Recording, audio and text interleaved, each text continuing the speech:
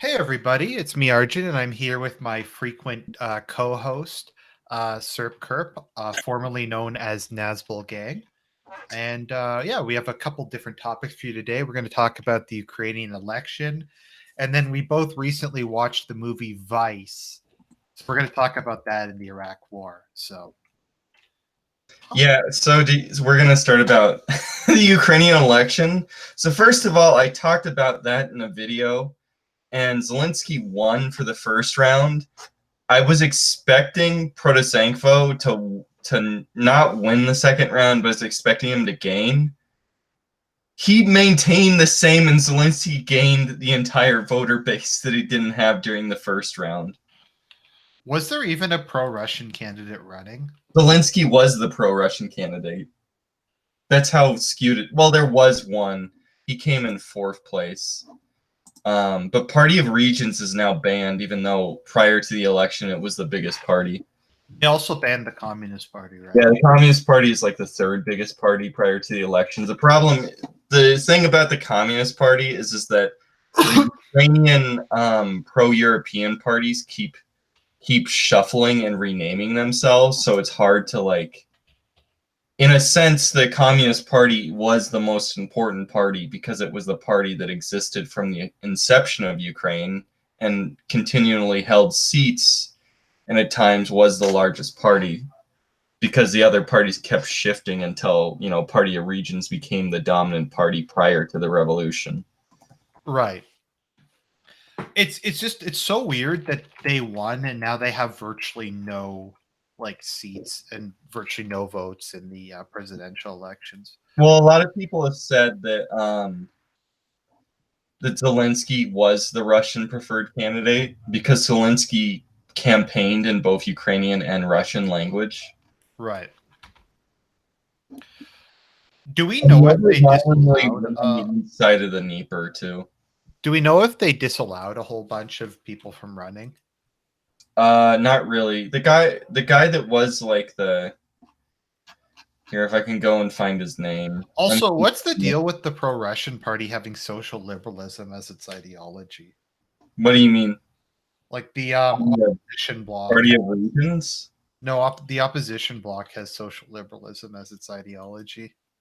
Well, whatever. Anyway, Yuri Boyko was the more Russian candidate. He got the fourth most votes. He was vice prime minister before. Right. It's Minister of Energy under Viktor Yanukovych before the revolution. So we're in clown world. Sorry, who was the guy who was running? Zelensky was running against. Zelensky was running against the president and the oligarch of numerous stuff. But most famously, the chocolate oligarch, Peter Poroshenko, who was elected president after the revolution. Right. And he's partly responsible for the schism between Constantinople and Moscow, too. He was part of his campaign was literally creating a national church for Ukraine. That's part of his, campaign platform. Right. And he put martial law throughout a lot of Russian-speaking regions of the country prior to the campaign as well. Wasn't there to be semi-fair to the pro-Russian side, a lot of the Russian areas are under military occupation. Well, yeah. Crimea. Quasi supposed to be more pro-Russian won anyway over the Ukrainian nationalist. He crushed him, and Donbass is in a civil war. It's occupied by separatists and the military. Crimea is defected into Russia itself, and still the Russia phones still are more powerful than Ukrainian nationalists and Ukrainian Europhiles. They only won in a couple Very districts. west. Yeah, Yeah, in the extreme west. usually around Lvov. This area was part of the thing is that area was under the Habsburgs. The Right. area that was under the Habsburgs of Galicia is always known for being the most Ukrainian nationalist. In fact, it probably would be better to just have an independent Galicia and then to have the rest of Ukraine be part of Russia, to be honest. Yeah, is Galatia more Catholic? Yeah. Let me see what percentage of it is. But Galicia is well known for being the hotbed of Ukrainian nationalism and before then Ukrainian fascism. And that Right. the rest of the country is Russophilic, but especially east of the Dnieper, where you get Russophone majority. I admit I always giggle a bit when you say Dnieper. How am I supposed to say it? No, just because Nipper is a slur for Japanese in Canada. I don't know if it is in Japanese in UK US, but it is in Canada. Well, the Dnieper is so decisive in Ukrainian history. They use left bank and right bank. Mm-hmm. They don't even say East Ukraine or East of the Dnieper and West of the Dnieper. They have their own distinction of facing from. If you're facing the Black Sea, the east of the country is the left bank, and the right of the west of the country is the right bank, and the left of the country is the eastern side. I'm trying to find what the province is called in modern Ukraine of Galicia. Well, they don't really have provinces. Oh, Ukraine doesn't have province. Okay. No. I'm pretty sure it's a unitary state. Really? It's pretty big for a unitary state. Well, there's maps of the presidential election. Oh, okay. Yeah, Galicia is majority Catholic. Yep. Okay, that's interesting. Okay, so it's majority Catholic, or if not majority, at least like plurality Catholic. Yeah. Whereas the rest of Ukraine is Orthodox. Yep.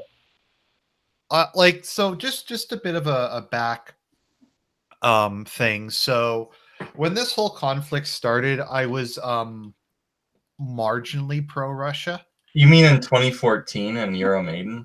Yeah. I was concerned that a civil war would break out on a much grander scale than it actually did. But it only happened really in the Donbass that seceded from the rest of the country.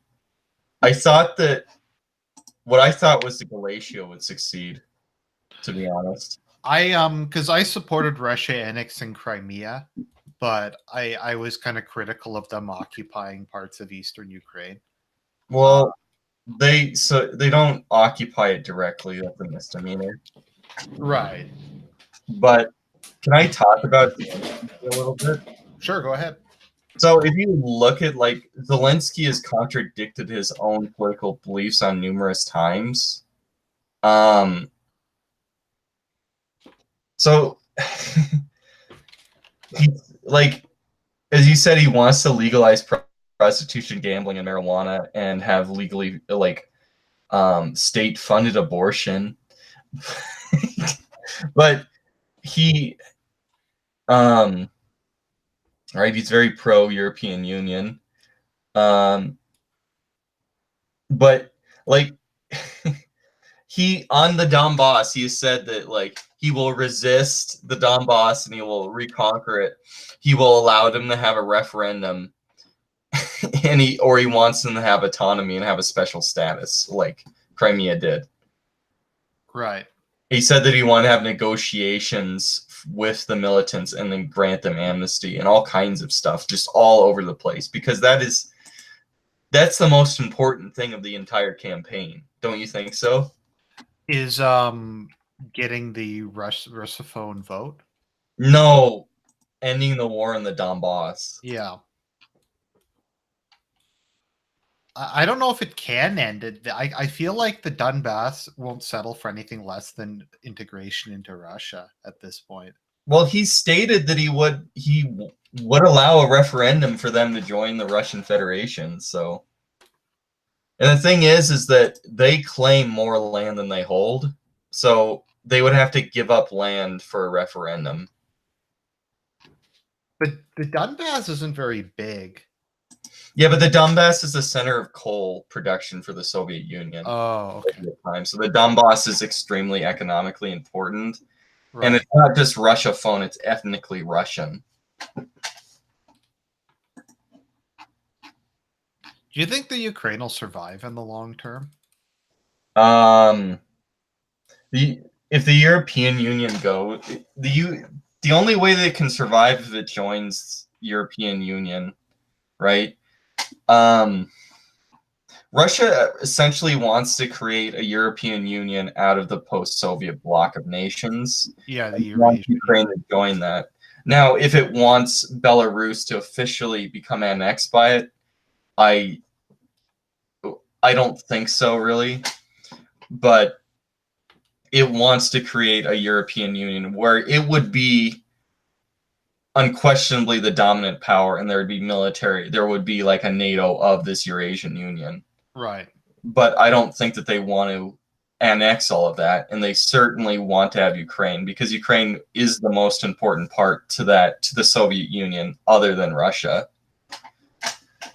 And there's part of it is just like pan-Slavism and the idea that Ukraine and Russia are the same nation, because you have to remember is that they both lay claim to be the successor of the Kievan Rus.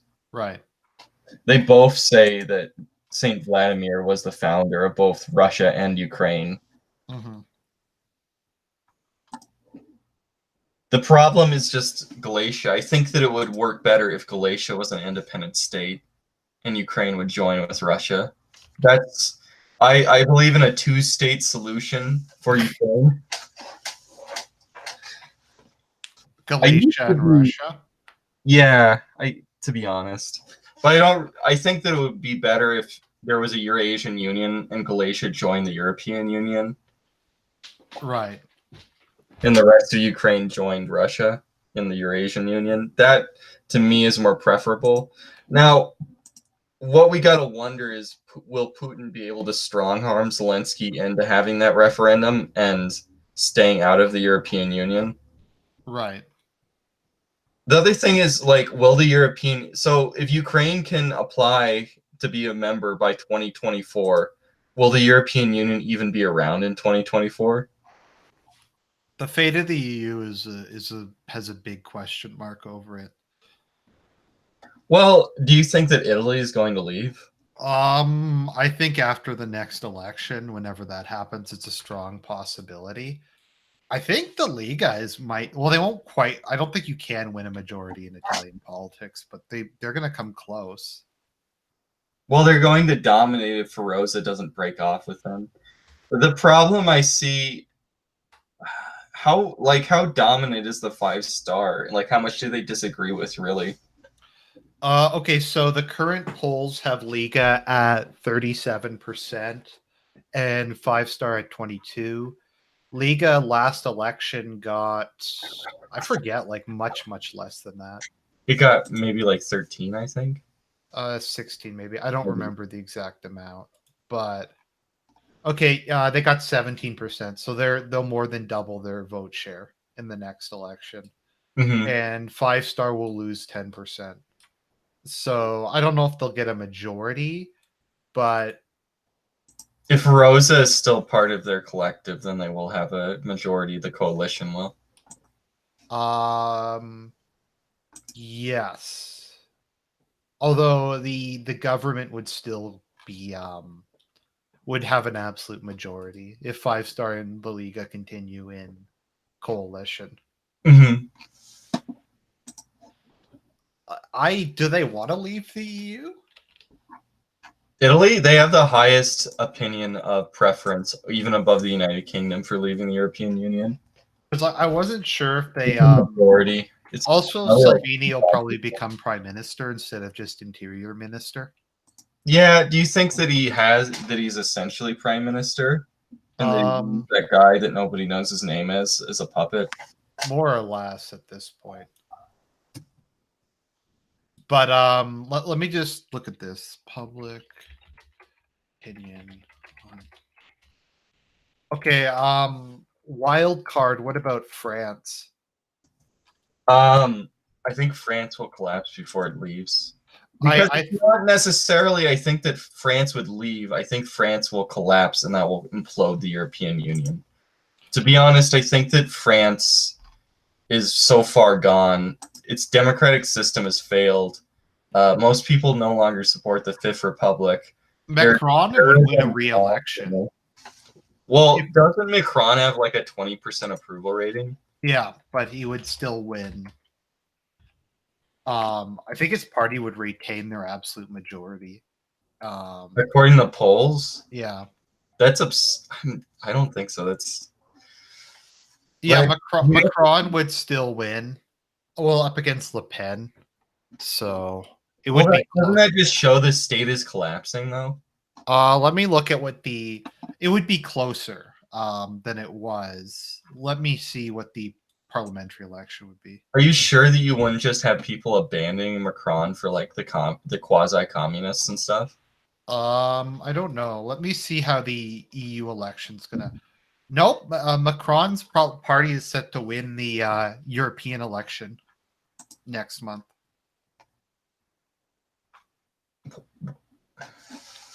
God have mercy on their Well, I mean, both the Front National and the Macron's party will both get about a quarter of the votes in the EU election. That's another big interesting thing. What's going to happen with the next EU election? We'll just have to see. Because my opinion is what will happen is so many Eurosceptic parties will also take hold that, well, it doesn't really matter because the EU Parliament does nothing. It's just a giant bureaucracy where the states have no control. The nation states have no control. Keep in mind, Macron's party has a massive majority in Parliament. Oh, I know. I think they might have a super majority, actually. Is super majority over 66%? Yes. Or no, they don't quite have a super majority, but they have a really large. Another thing, I don't want to get too off topic, but it's looking like the Liberal Democrats might win a super majority in the next election in Japan, so they might be able to revise the constitution. They'll get rid of Article 9. There's that. They also want to make the emperor the formal head of state. Oh. Because the emperor is not the emperor. Doesn't he just exist? He just exists. So they want to make him the official head of state. Oh, okay. And like a bunch of other like shit. I admit it really bothered me when I found out that the emperor is not the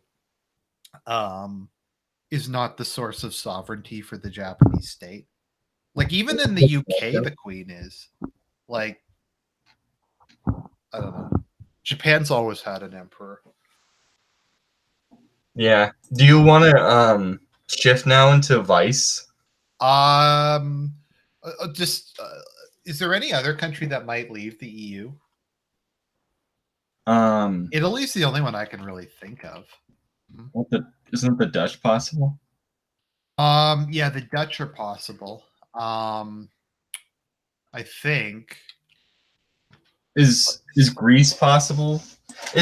Aren't the center right party going to take over in Greece in the coming election? Yes. I don't know realistically what the odds of that happening are though. Sorry, in Greece. Completely up in the air. Yeah, Syriza was really weird about the EU. Well, no, I thought Syriza is going to get slammed in the next election. No, I mean, but when they were in power, they were really weird about it. Oh. Because they were super pro-EU, but they were anti-bailout. So. Well, I guess we'll just have to see. Okay, so next election, what's likely to happen is. Yeah, the New Democracy will win. Golden Dawn will remain the third largest party. Isn't Golden Dawn's like leader imprisoned without trial? Yes, he is in prison without trial. And there's the third biggest party in the parliament. Yeah, I mean they're not huge, but they have presence. They to put it in context, they get about 9% of the vote. But they're essentially no legal organization. Yeah, they're more or less illegal. It's funny because Golden Dawn used to be neo-pagan, but now they're like Greek Eastern Orthodox. Orthodox. Yeah. Oh yeah, because that anti-fascist rapper died, so they arrested like the entire leadership. Yeah. So like the entire leadership of the party's in jail. Then they've been in jail for like 6 years or something. Mm-hmm. I like how like their thing where they were giving like food to poor Greek people was like viewed as a hate crime or whatever. Based. I can't see Greece leaving. Unfortunately, I don't think any of Eastern Europe will leave because they want to have it both ways. Mm-hmm. Here's the thing, though. Greece is now a third world country. Uh-huh. Don't you think Greece's economy is comparable to like Brazil now? What is Greece's economy at this point? Don't they have 25% unemployment or something? Yeah, but like, what do they have an economy?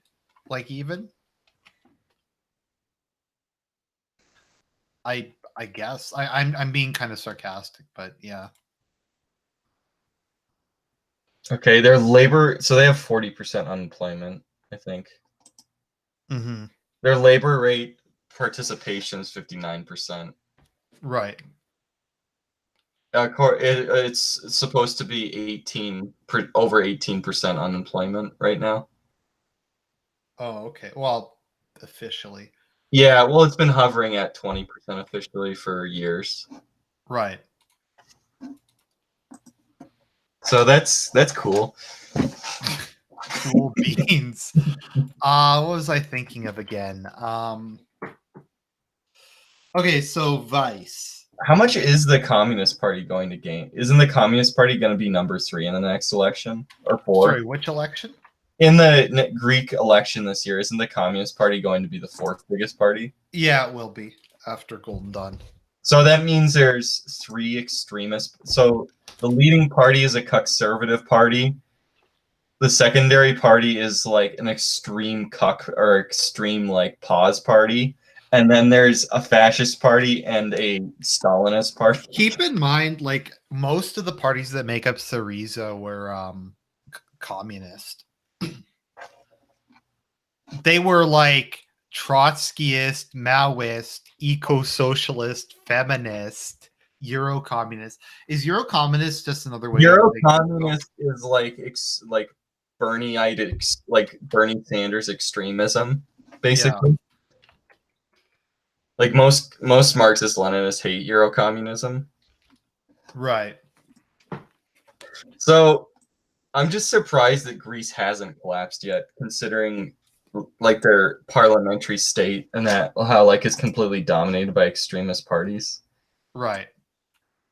I mean, didn't like Germany want to build at this point, doesn't Germany essentially want to build a EU army to occupy Greece to prevent them from leaving, like fucking up their debt?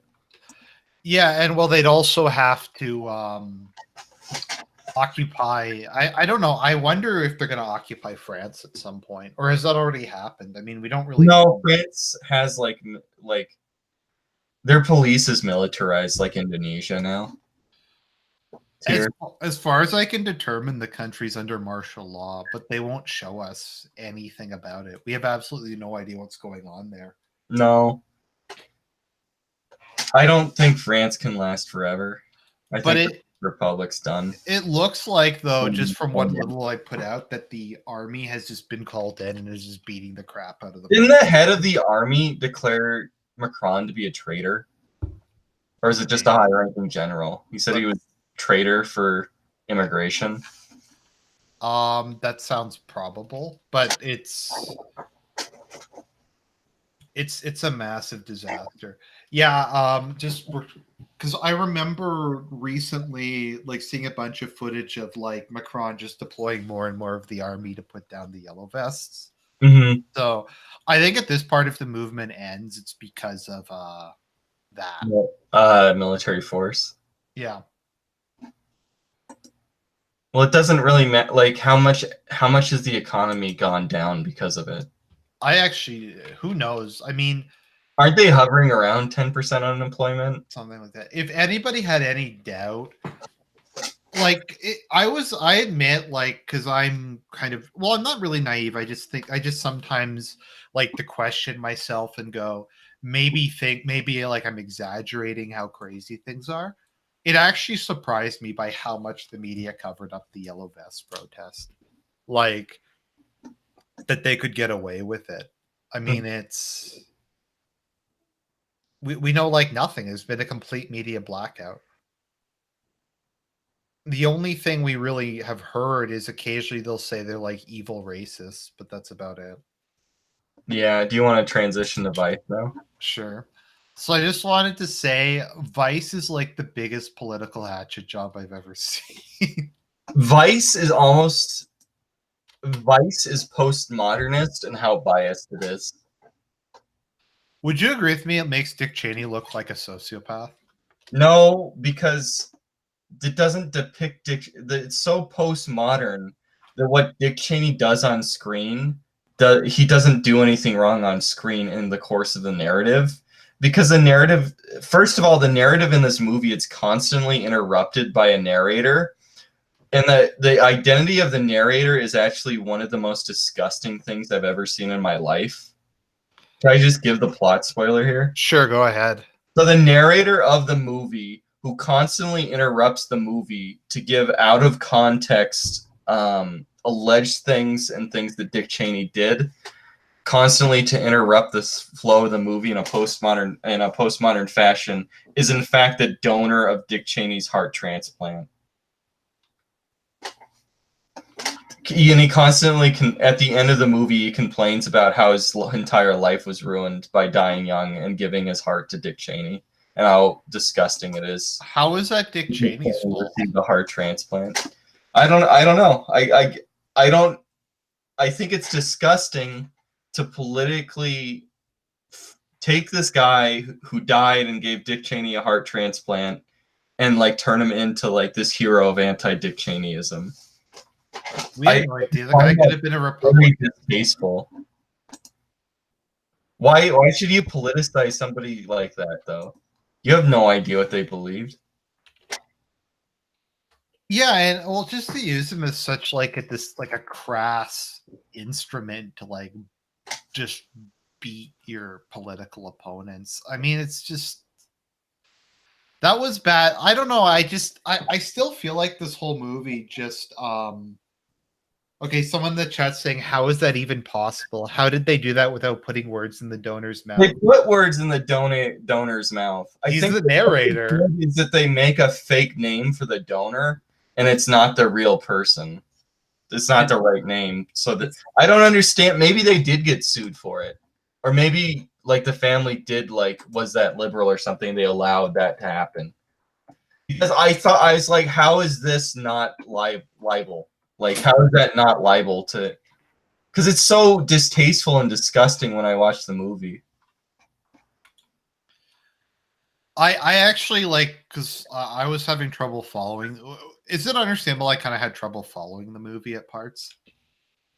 No, I just said the movie's almost unfollowable. If you just took the narrative of the movie and took out all the postmodern sections, the movie would be like an hour long, but the movie's 2.5 hours and it's constantly interrupted by out of context stuff. And you're a Canadian who's extremely well versed on American politics. And I am an American who's even far more well versed because of being an American. No, I mean I could follow it because I already know everything that happened. But if I didn't know everything that happened, I would be completely lost. Well, no, I don't. You have to know very innate details about Dick Cheney to understand what's happening, and the Nixon administration, because the movie's in the back rooms. It never explains anything really.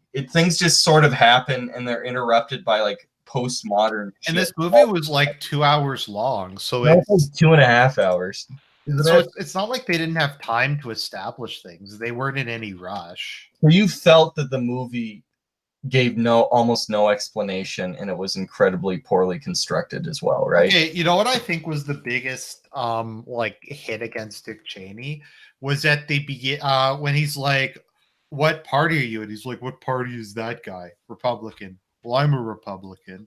Then you say, Like, well, that's my party. is really like to me that just made him look like a sociopath.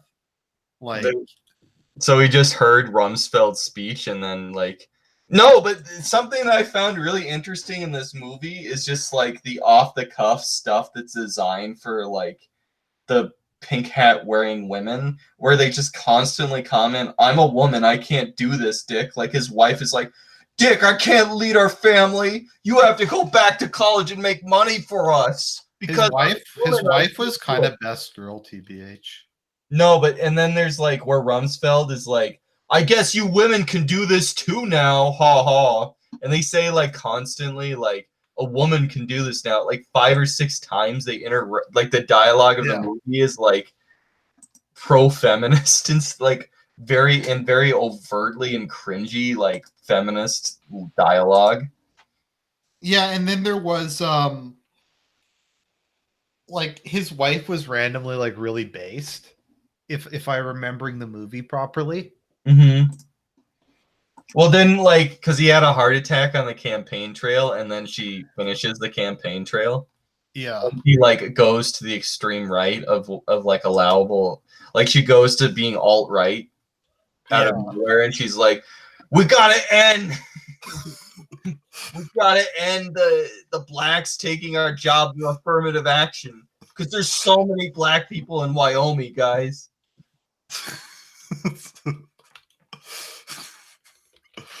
No, but it just to me like the other scene that really just struck me was when Dick Cheney said to Rumsfeld, "What do we believe in, anyways?" And Rumsfeld just starts laughing at him maniacally. Yeah. Like that was it's weird because I don't like these people. I think like I think they were like one of, if not one of the worst administrations in American history. But I actually felt bad for Dick Cheney. What you felt bad from in how he's depicted in the movie? Yeah. Because it's so slanted. Well, it's just it's bullshit. Yeah, it's so slanted, and it's you know what it struck? It was just very childish. Well, first of all, 9/11 happens, and 9/11 is like not implied to be like. There's no connect. So when you watch W, right, the terror and horror of 9/11 is transparent, and the idea of why like Bush had 91 or 92 approval rating after 9/11 is in that movie. And it's like, oh, Bush failed. Bush is a fuck up or whatever. I found W kind of boring, but I didn't think it was unfair. If that makes sense. I think that W depicts George Bush as a human being. Vice depicts Dick Cheney and George Bush and Donald Rumsfeld as like demonic monsters. And I don't think W was fair at all to Bush with the Iraq War, really. No, but it didn't make him look like a sociopathic monster. I use the term sociopath because it seems like none of them have value anything. They just want power. Doesn't like Bush. Well, first of all, doesn't Bush when Bush invites Dick Cheney over to his Texas ranch, and like Dick Cheney is like, these are my like agreement to be your vice president stuff. He's like, I get to have all control over everything. And then like Bush is retarded in the movie. He's like, yeah. And then there's like isn't there a scene where like Scooter Libby's like basically just is like, Dick Cheney, you're the president, and like Donald Rumsfeld like laughs, and they like show like all the Bush appointments, and they're like all supposedly Dick Cheney's henchmen, and they're like, we control this whole administration. Yeah. And I think a big part of the movie is like Dick Cheney has no like beliefs whatsoever. And no, that's why I say they make him look like a sociopath. Well, no, because it's like he doesn't have any conservative, like he doesn't have any beliefs, so he's like, oh, my daughter's gay, whatever, right? To be honest, like I think that the only humanization that they had is him accepting his daughter as being a lesbian, So just they could build up of him being evil. Did that happen like that IRL? No, his daughter's a lesbian. No, I know, but was their relationship IRL like that, or? Oh, I don't know. Probably not. Remember how he's like, "Oh, I support gay marriage, but I can't say that because I'm." Was gay marriage even a thing in 2000? I don't think it was. I thought it would be like the basic income level in 2000 of like out there propositions. I don't think it was. Well, Obama didn't support gay marriage until like 2012. No, but did any Democratic candidate in the primaries in 2000 support gay marriage? No, they might have said civil unions, but I don't think gay. I don't even think people even talked about it. No, like Hillary and Obama both ran against gay marriage when they were in the primaries. So, like, but no, Dick Cheney was a super progressive. He supported it like back in the night in like in the early 90s. Yeah, in the early 90s. Like, I never know what to make of Bush, like how smart or retarded he was, to be honest. I think Bush has normal level intelligence. The thing that this movie never gets at is like 9/11 happened, and that's like a ordeal. Like that's a bad thing that a lot of people weren't happy when 9/11 happened, and the movie never addresses like. Oh, remember when he at all in the bunker? What? He keeps Bush in the bunker. Yeah. 9/11, so he can seize like direct control of the government. Yes. Like, no, because he's on the plane and he gains control of the government or whatever. Like he basically performs a coup. Yeah.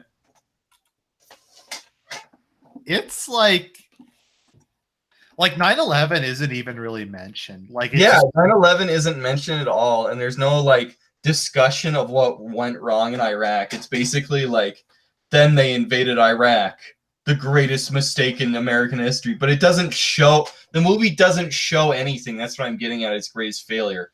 It simply it's preaching to its audience alone. It's a sermon, and there's no like justification for any of its opinions. It just breaks the narrative and says Dick Cheney shot this guy, and it shows the guy getting shot, and it says, and he never apologized for it either. Is that true? I don't know. Maybe he never did in public. Like, I don't know. Like, it just like breaks the flow of the movie out of nowhere. Shows Dick Cheney. I forget. Didn't breathing, almost having a heart attack, shooting a guy with a shotgun from 5 feet away where he would die. My understanding was it was an accident. It doesn't look like an accident in the movie. It looks like Dick Cheney is right about to die of a heart attack, sitting in a truck with a shotgun, and hits him directly on purpose. He just decides to shoot him. Yes. For some reason. Like, I don't know how it would happen. My guess is like IRL, like he wasn't sure where the guy was, and there was a duck or something, and he shot at it, and like a pellet hit the guy, or I don't know, something like that. The idea that Dick Cheney, like, is that like libel? The whole movie's libel. The biggest libel is like the guy who died of the heart attack. Like his family must have signed off on it. I don't. Okay, someone's saying I'm seeing a trend. Movie makes a claim. Argent says, "Is that true?" Guessed I don't know. That's the point. It doesn't need to like. It doesn't need to fill any. So the movie makes a claim, right, that the Iraq War is the most horrible thing, but you want to watch the movie to show you how stupid the Iraq War is, right? That's why you'd want to watch a movie. Like the failures of the Iraq War, why the Iraq War happened. I think Fahrenheit 9/11 did a much better job. What did a much better job? Fahrenheit 9/11, I think, did a much better job of what this movie was trying to do. Mm-hmm. And Fahrenheit 9/11 is like bullshit. I admit, I think it's a really good movie. In terms of like how it's made? Yeah. I actually think that Bowling for Columbine is an incredibly well-made movie, but it's evil because How do you feel about Capitalism: A Love Story? um it's retarded too. Like, What? doesn't he say that Obama is a communist basically in it, and that's good? I'm not sure. Well, no, I it's like, shouldn't he if he's a socialist, shouldn't he criticize Obama? But he's just like, Obama's great. I need to see the it's newest one. What's the one like? Let's Where Start should we War. invade next? Oh, I mean, okay, here's my thing. Roger and Me is like an outstanding movie, and I think that that's one of the best documentaries ever made, and I agree with it with my whole heart. The thing is, I used to like Michael Moore a lot back when I thought I was on the left, just because he used to be more of kind of a populist. Well, if you watch Roger and Me, he's much like he becomes. The problem with him is how pro-democrat he's in these movies and how he's not a populist. That's what I would say his biggest problem. And the second biggest problem is with what's the movie about? Bowling for Columbine is immoral. What he does at the end with a man who has Alzheimer's. What does he? Oh, right, With yeah. Charlton Heston, and Charlton Heston is suffering from Alzheimer's. And Mhm. I think that that movie's grievously immoral, and I have no respect for him because of that. Like I really liked. I thought Fahrenheit 9/11 was a really well made movie. I haven't seen it in a long time, so Like it is really funny, and I think he does a. I kind of I reference it because I think it was a much better version of what this movie was trying to do. Mhm. Like to make the Iraq War look retarded. And like the Iraq War is not hard to make it look retarded. Well, why didn't they show like the green zone and them deliberately not attacking like the militants and letting the militants do whatever they want, and then when the militants did whatever they want, they just give them money and leave, and then ISIS starts. Yeah, wasn't there like $40 billion of cash and like shit that they just gave random Yeah, people? they just gave to the militias and tried to buy them off, and then left. And And just then there was do you remember the Brat they Pack? directly funded the militias. What? Brat Pack? What's that? They were like a oh no, or something. They put like a bunch of like like not very old people in charge of the government or something. I don't. Oh, The whole thing was a fucking like. well, for they banned everyone who had government experience from being a part of the government, but Yeah. the anti-Ba'athist thing. They Mhm. dissolve the army, but don't put any members of the army in checkpoints and allow them to dissolve without trying to maintain any kind of order. No, they didn't disarm them either. They didn't disarm them, and they allowed them to dissolve into the general populace. With no pensions. Well, yeah, with no. Hmm. I feel like I've seen. Isn't that what like happened in the Soviet Union, where like a lot of the KGB just joined the Russian mafia? um, I haven't read about that yet. I haven't read that much about that. So, but the military just dissolved, like the conscript army just dissolved, and people just stopped showing up and stuff. In Um, Russia?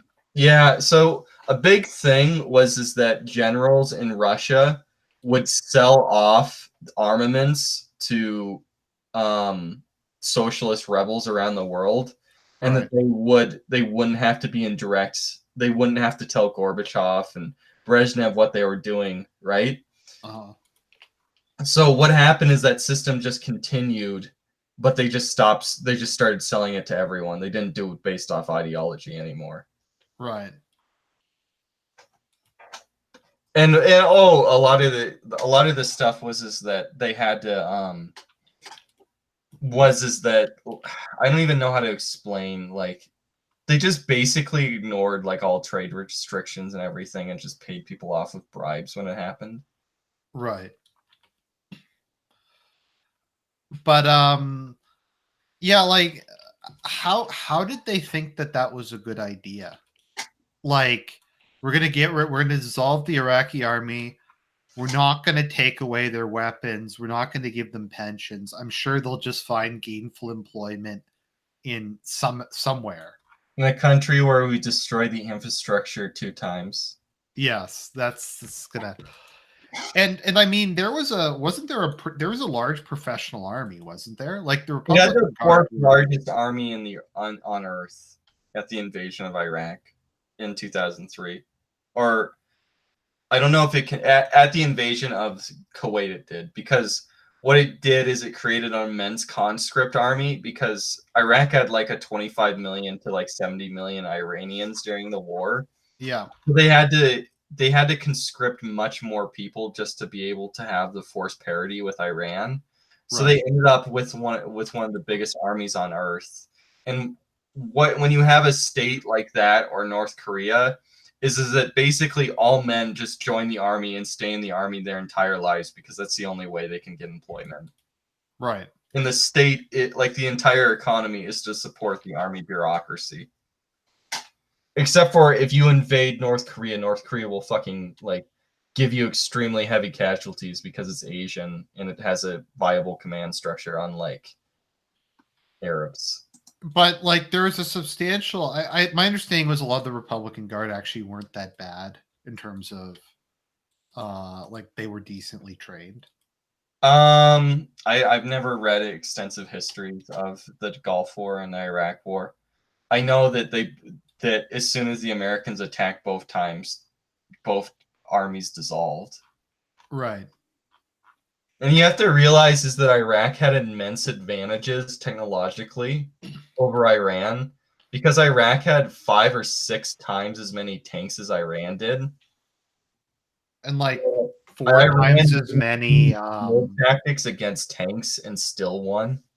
They also had helicopter, like attack helicopters and shit. They are multiple times more attack helicopter, because both the Soviet Union and the United States supported Iraq far above their support for Iran, even though they both had covert support for Iran.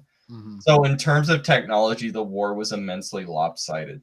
That being said, Iran's air force was like vastly superior, Why is that? Because they had a bunch of planes from the Shah, or because they had all these planes from the Shah and they are well trained with them. Mhm. And the thing is that um, I don't think, and nobody ever. So the Shah's military or air force was built with like heavy U.S. cooperation, where they train them. Why Iraq just bought an air force and didn't know how to use them. Right. That's a very Saddam thing to do. To just buy something and not know how to use To them. just throw money. Well, during the 2003 invasion, I've read that the soldiers in like T-55s, when they're attempting to fight Abrams, when they found the knocked out T-55s, Yeah. first of all, that's not a fair fight, and it'd probably be better to just directly attempt to drive the T-55 into the Abrams and take it out like that way. Yeah. At that point, because the T-55 is 40 years older than Abrams, but whatever. Anyway, they found like training ammunition and stuff, and that apparently the Iraqis were so poorly trained that they didn't know the different types of their ammunition. Who? That they were shooting anti-personnel and training rounds at Abrams and stuff. Didn't the U.S. lose almost no men during? I think they lost like 180 men or something during Desert Storm in terms of deaths, if you count friendly fire. And I'll look up in the actual invasion of Iraq. I thought it was mostly friendly fire during. It might be mostly friendly fire. I think the official is like a quarter to a third. Straylock says Iraq's army was so incompetent with mechanized weapons it was comical. Do you remember the Iraqi information minister? While we're talking about random Iraq war stuff. No, what happened? Okay, he did stand-up propaganda. So he would like go on and say like, we are on the verge of total victory. The Americans are committing suicide, throwing themselves against. Okay, so the coalition had 172 killed in combat during the invasion, according to Wikipedia. And the Iraqi forces, according to the United States, suffered 30,000 killed in combat. Wow. That is pretty horrible. Yeah. Well, do you know about why Arab armies lose wars and everything? Yeah, there's a big. It's pretty historically attest to. Mm-hmm. The problem is then like people are just like, well, Russia would be defeated because the Iraqis were losing 40-year-old Russian equipment against modern American equipment.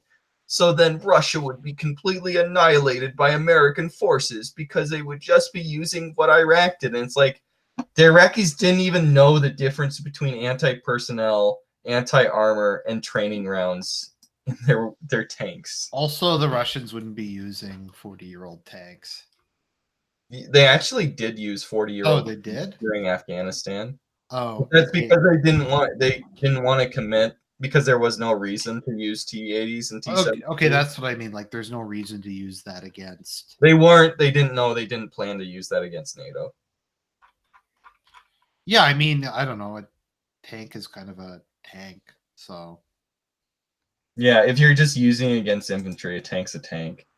Mm-hmm.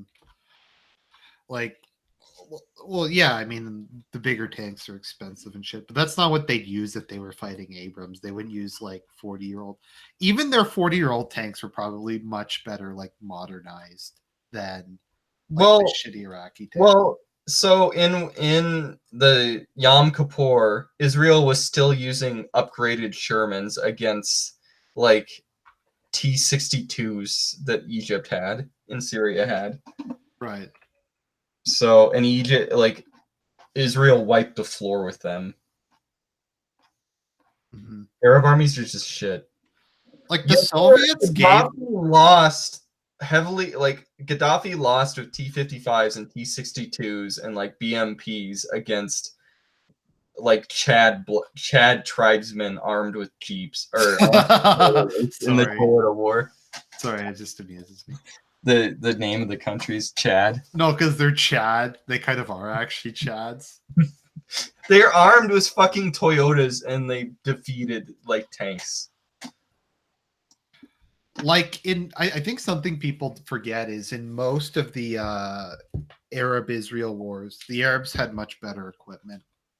It was comparable or better.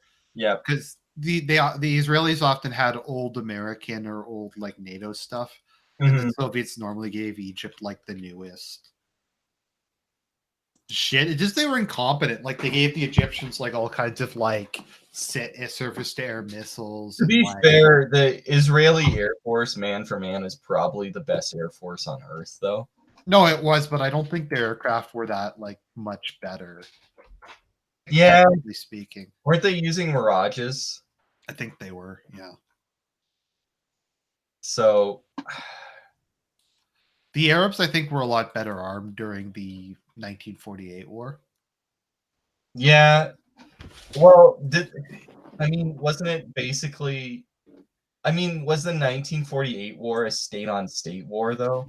I don't know that much about the 1948 war. Wasn't it just militias against militias because the Arab states were barely even independent at that point? Yeah, I think it's... I'm not sure exactly. The 6-Day War was a fucking shit show of like epic proportions. Hey, Syria, we've already defeated Israel. Come and help us. Sorry, what? Hey, Syria, we just defeated Israel, so come and help us immediately. What? Sorry, what are you referring to? So, when when Israel attacked Egypt and routed their army and took the Suez, the 6-Day War. In the 6-Day War, Syria showed up like 3 days later.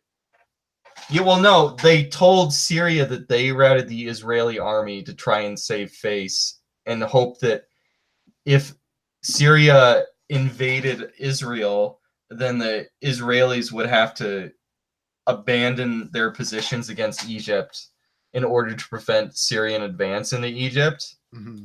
So they deliberately lied and told them that they defeated the Israelis. And that the Syrians didn't have enough information to know better. So they invaded Israel and were immediately annihilated. Like, if they had have all attacked at the same time, they might have had a better chance.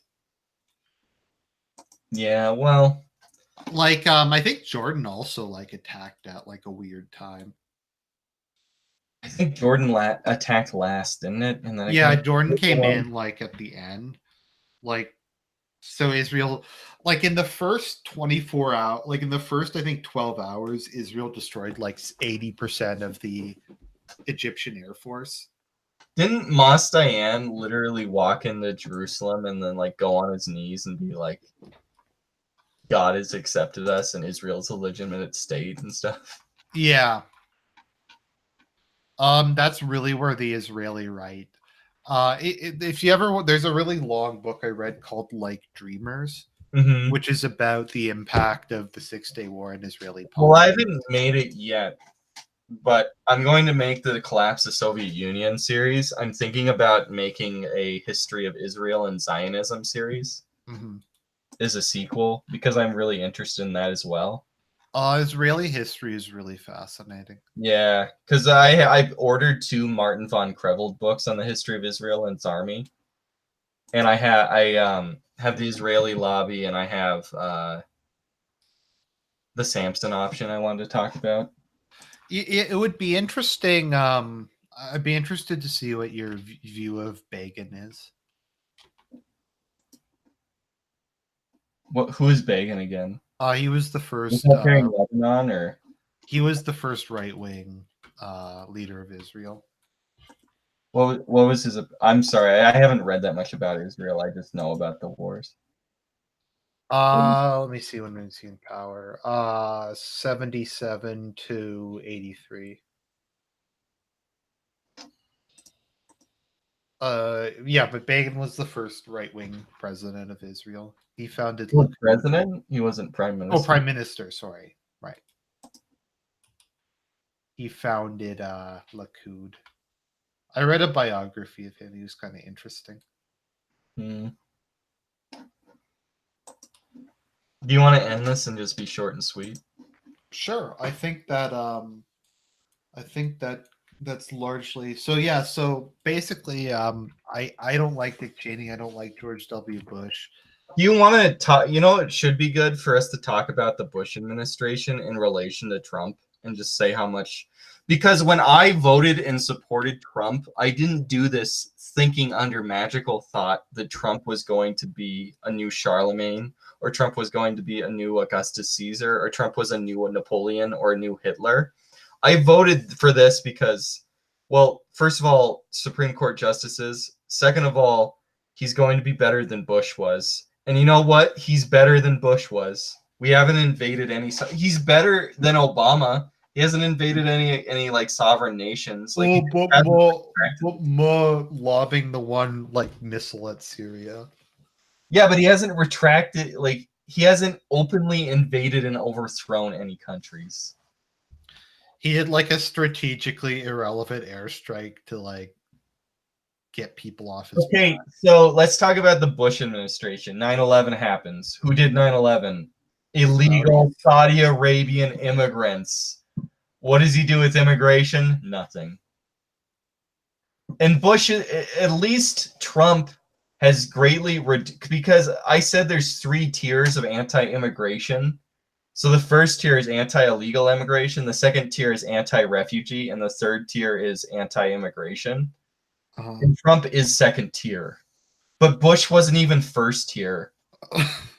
He was like really pro illegal immigration after the greatest terrorist attack in American history. Wasn't he super pro illegal immigration? Yes, there was more illegal immigrants, I believe, during Bush than during Obama. But now there's probably more during Trump because of NGOs are deliberately pushing them into the United States now. Right. And the children thing has allowed them to basically get away scot-free after the government shutdown compromise. Right.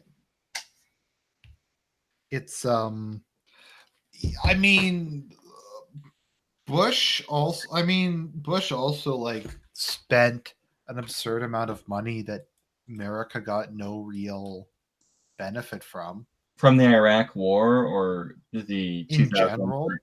Do you blame him, the recession, on him, or do you think it was just he couldn't really control it? Um, I don't know. I think it would have happened regardless of who was in power, but I think he made it worse. Okay. I'm curious. Do you think the bailout should have happened, or I think that there needed to be a restructuring of the American economy. Or right? if they did a bailout, they need like they should have been strings attached to it. Mm-hmm. But whatever. We all know what happened. What happened? The same thing that happened to Ukraine recently. What do you? I mean, the bailout went out, and the bailout didn't. They didn't. There was no structural changes. The bailout saved the company allegedly, and then they just paid themselves. They just went along and did the same thing after the bailout, and then they Right. gave themselves bonuses with the bailout money directly. Mm-hmm. We need to have like a movie night sometime and watch the Enron documentary.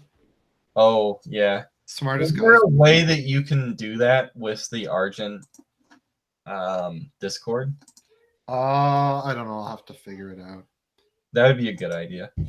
Anyways, I think that covers just about everything. Thank you as always for coming on, my friend. Thank you, everybody. Have a good day. And remember, read no chance. Mm-hmm. Thanks.